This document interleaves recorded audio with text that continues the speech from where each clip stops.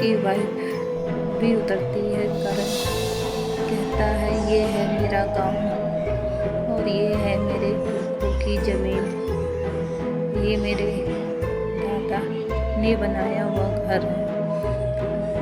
पूजा उसको देख के बहुत चकित रहती है, कहती है ये कैसा घर है आपका, ये तो एकदम खंडर सा है। कहते चलो अंदर चलते हैं। जब वो गेट के पास पहुंचते हैं तो देखते हैं घर में से धुआं आ रहा है और अजीब सी दुर्गंध आ रही है। ये देख के पूजा बोलती है, कहती है करण बोलता है पूजा को कि पूजा चलो घर के अंदर ही जाके पता लगे।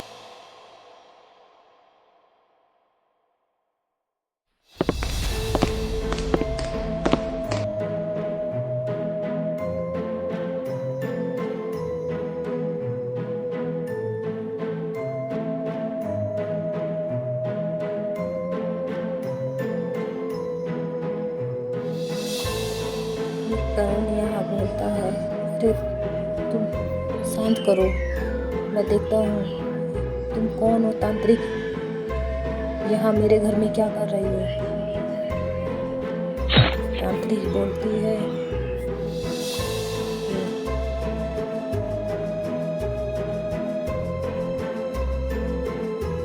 पूजा यहाँ बोलती है अरे ये कौन है, किसको आपने अपने घर में रखा हुआ है, हमें नहीं पता।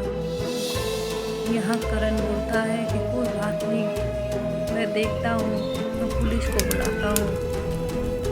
यहाँ तांत्रिक यहाँ बोलती है अरे मुझे पता है तुम लोग यहाँ किस लिए आए हो, तुम्हें बच्चे का सुख चाहिए ना।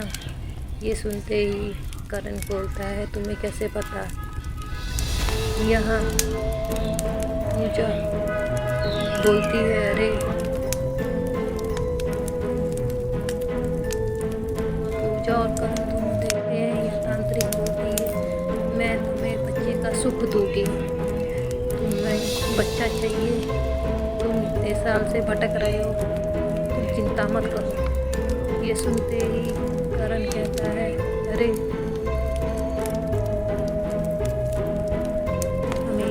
बलि देनी पड़ेगी नए शिशु की। पूजा बोलती है। पूजा अंधविश्वास में घिर जाती है। पूजा को अपने बच्चे के अलावा कुछ नहीं दिखता। वो अपनी नौकरानी को एक बच्चा मंगवाती है और उस बच्चे की यहाँ तांत्रिक बलि देती है। उससे की जादू विद्या से पूजा को गर्भवती हो जाती है। ये सुनते ही दोनों बहुत खुश हो जाते हैं। पूजा बोलती है हमें तांत्रिक के पास जाना चाहिए, उन्हीं की बदौलत से हमें बच्चा हुआ। ये यहाँ दोनों आके तांत्रिक से धन्यवाद करते हैं, कहते तुम्हारी दुआ से। करण बोलता है यहाँ तुम्हारी दुआ से हमें बच्चा का सुख मिला, हमने हर जगह जाके देख लिया। यहाँ तांत्रिक बोलती है, कहती है तो कुछ नहीं, तुम लोग चाहो तो मैं तुम्हें जीवन दान भी दे सकती हूँ। ये सुनते ही करण बोलता है अरे क्या कह रही हो। यहाँ तांत्रिक बोलती है, कहती हाँ तुम्हें नए युवा की लड़की लड़के की बलि देनी पड़ेगी तो तुम हमेशा जवान रहोगे। ये सुनते ही ये हर दिन एक आश्रम से बच्चा लेके गोद लेके आते हैं, उसकी बलि चढ़ाते हैं। ये अंधविश्वास में इतने घिर गए होते हैं कि इनको और कुछ अपने अलावा कुछ दिख ही नहीं रहा था। ये उसका इंसानी मांस बहुत शौक़ से खाने लगे। ये इतना शौक़ से खाने लगे। तांत्रिक इनको बोलती है खाओ, ये जितना मांस तुम खाओगे उतना जल्दी जवान दिखोगे तुम, कभी बुढ़ापा तुम में आएगा नहीं। ये इस लालच में आके ये लोग हत्या करने लगे। ये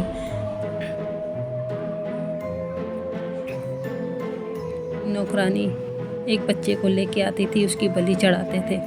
एक दिन नौकरानी आती है, बोलती है मैडम आज मैं गांव जा रही हूँ, आप मुझे छुट्टी दे दो। तो ये सुनते ही पूजा बोलती है, अरे तुम छुट्टी लेके जा रहे तो हमारा काम कौन करेगा।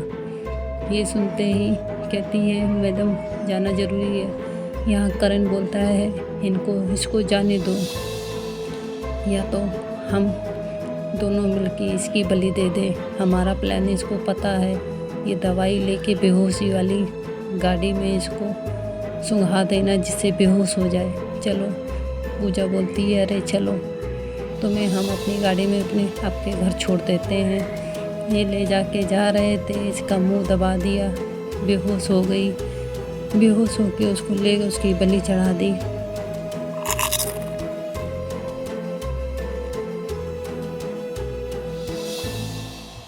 करण बोलता है कि हम कब जवान दिखेंगे। यहाँ तांत्रिक बोलती है, अरे तुम लोग दिखोगे, अभी सब्र करो। आज पूर्णिमा की रात है, तुम्हें 2 युवा लेके आना पड़ेगा। यहाँ पूजा बोलती है, अरे अब 2 युवा कहाँ से लेके आएंगे। बताती है, तुम्हें लेके आना पड़ेगा। आज की जो पूजा है वो पूजा होने के बाद तुम जवान दिखोगे। ये सुनते ही पूजा ने बोला, ठीक है, आज हम ये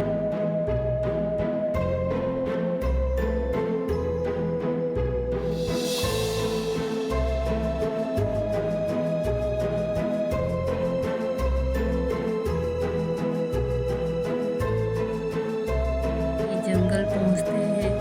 जंगल पहुंच के पूजा बोलती है, अरे कैसा जंगल है, यहाँ ये सबकी मुंडियाँ टंगी है। यहाँ बोलती है तांत्रिक, अरे यहाँ ये देख के चकित रहते हैं, कहते हैं ये मुंडियाँ इतनी सारी। तांत्रिक बोलती है, हंसने लगती है, एक अलग ही मुस्कान देती है। ये देखते ही दोनों डर जाते हैं। यहाँ हमें बैठना है, पूजा में बैठ के हमें छोटी सी पूजा होएगी, उसके बाद तुम जवान दिखने लगोगे। ये सुनते ही ये पूजा में बैठ जाते हैं। पूजा में बैठते ही विद्या अपनी तांत्रिक करने लगती है, उसके साथ पीछे पीछे बोलने लगते हैं। उसके बाद ये अपने असली रूप में आ जाती है। ये देख के पूजा और करण दोनों चकित रह जाते हैं, अरे ये तो डायन है। ये कहती है, हाँ मैं डायन हूँ, तुम जैसे मूर्खों को मैं फंसाती हूँ अपने झांसे में। ये सुनते ही उनकी गर्दन धड़ से अलग कर देती है दोनों की। करण और पूजा दोनों मर जाते हैं। उनके सिर को फेंक देती है आग में और उनका गर्म खून पी जाती है। कहती है, अब मैं इसे कई साल जीऊँगी और ऐसे ऐसे लोग के कारण मुझे शक्तियाँ बहुत मिलेगी। ऐसे करके बुराई का अंत हो गया और ताकतवर शक्तिशाली हो गई। उसके बाद ये कहानी यहाँ अंत हुई। ये कहानी कैसी लगी गाइस? अगर आपको अच्छी लगी तो लाइक सब्सक्राइब कर देना और कमेंट कर देना और शेयर ज़रूर कर देना, और हमें इससे मोटिवेशन मिलेगा जिससे हम और अच्छी नई वीडियो लेके आएंगे।